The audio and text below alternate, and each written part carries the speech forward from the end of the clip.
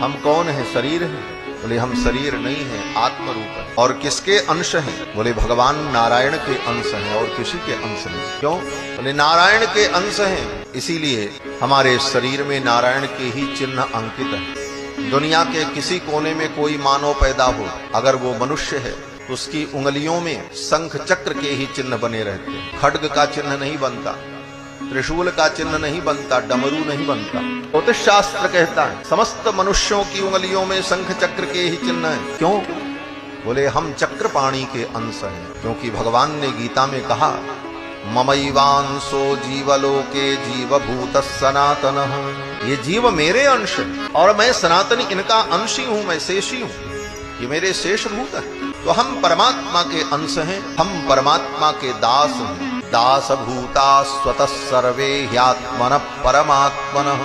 सभी आत्माएं परमात्मा की दास भूता हैं और अपने इस स्वरूप को समझना यही आत्मबोध है। लोग कहते हैं आत्मज्ञान प्राप्त करो। क्या आत्मज्ञान? बोले आंख बंद करके अपनी आत्मा का चिंतन करो। क्या अपनी आत्मा को तुम देख पाओगे? दीपक से स्वयं दीपक अपना दर्शन थोड़ी करता है। आत्मा स्वयं दृष्टा है, दृष्टा स्वयं का अनुभोक्ता होता है, दृष्टा नहीं होता। ये आत्मा दृष्टा अगर है तो आत्मा अपने को कैसे देखे? अब आत्मदर्शन का अर्थ क्या है? बोले आत्मदर्शन का मतलब ये है अपने स्वरूप को जानना। हम भगवान के दास हैं। ऐसा नहीं है कि आप अलग खड़े होकर के अपनी आत्मा को अपने से भिन्न देखोगे। क्या देखोगे आत्मा? आत्मदर्शन का मतलब क्या है? आत्मदर्शन का मतलब यही है कि हम भगवान के दास हैं, यह बात हमारे हृदय में बैठ जाए। हम तो दास भये हैं खासे और सियबर रूप पियासे। आई दीनता बात बन गई सब सियजू की करुणा से। हम तो दास भये हैं खासे, हम तो भगवान के दास। यह अपने स्वरूप का बोध। और भगवान कौन है, परम तत्व कौन है, इसका बोध। और उन परम तत्व को पाने के लिए साधन क्या है?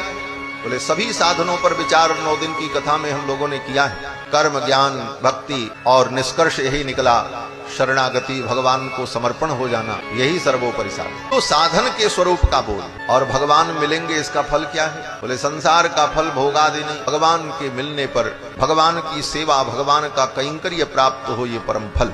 और भगवान की प्राप्ति आज तक नहीं हुई, इसका बाधक कौन था? हमारा ज्ञान। हम संसार के प्रति मोहग्रस्त थे, इस कारण भगवत चरणों तक नहीं पहुंच पाए। इसलिए मोह और अज्ञान क्या है, इसके स्वरूप को जानना और उससे मुक्त होना, यही सत्संग का फल है।